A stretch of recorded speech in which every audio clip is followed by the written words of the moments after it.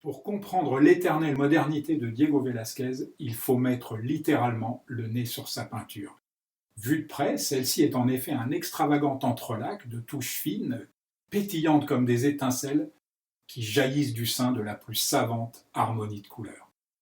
Mais pour mieux comprendre l'extraordinaire liberté de sa touche, il faut connaître un peu son histoire.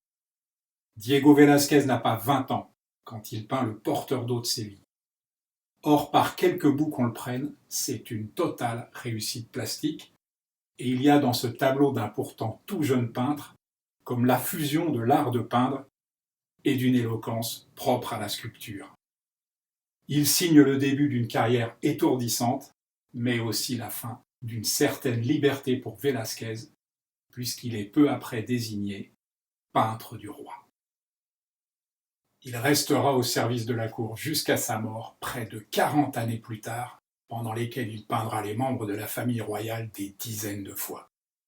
Pourtant, en observant sa carrière, on voit qu'il n'a pas accordé plus d'importance dans son inspiration aux dégénérés croisés à la cour qu'au peuple croisé dans la rue.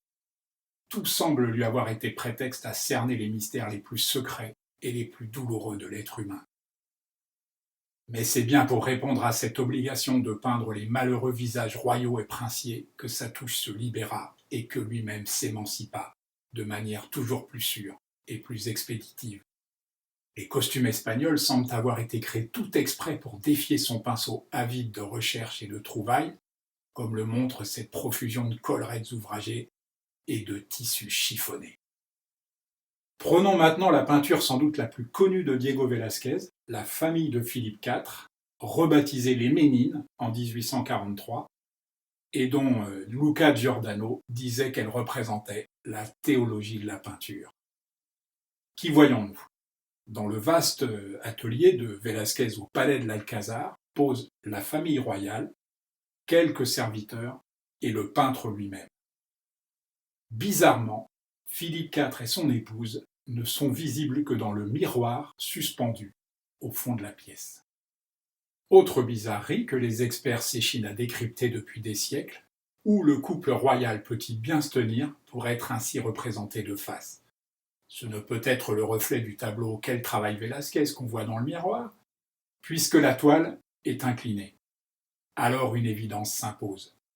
Toute la scène est en fait vue par les yeux de la reine et du roi, posant pour le peintre. Nous sommes eux, ils sont nous, ils veillent sur leur famille et surtout sur l'infante Marguerite, âgée de 5 ans, qui semble personnifier le bonheur familial, la richesse et un avenir prometteur. Mais en fait, il n'en est rien. Par un manque de volonté pathologique qui est la marque de sa dégénérescence, Philippe IV a en réalité mené l'Espagne à sa ruine, tant politique qu'économique. La cour n'a plus d'argent et le poisson y pue, même s'il est servi sur des assiettes en or. C'est le seul portrait du couple royal peint par Velázquez, le seul où ils sont représentés ensemble. L'infante Marguerite est alors leur unique enfant. La reine ne mettra ensuite au monde que des enfants mort-nés, 2 fils qui mourront très jeunes et un autre à demi idiot qui succédera à Philippe IV et avec lequel s'éteindra lamentablement la branche espagnole des Habsbourg. La cour se pare peu à peu d'hydrocéphales, d'estropiés, de débiles. Maria Barbola, avec sa tête de vieille femme sur un corps d'enfant, sert de repoussoir aux gens dits normaux. La princesse et ses suivantes sont évidemment d'autant plus agréables à regarder que la pauvre Maria Barbola est hideuse. On ne connaît de Velázquez ni esquisse, ni dessin.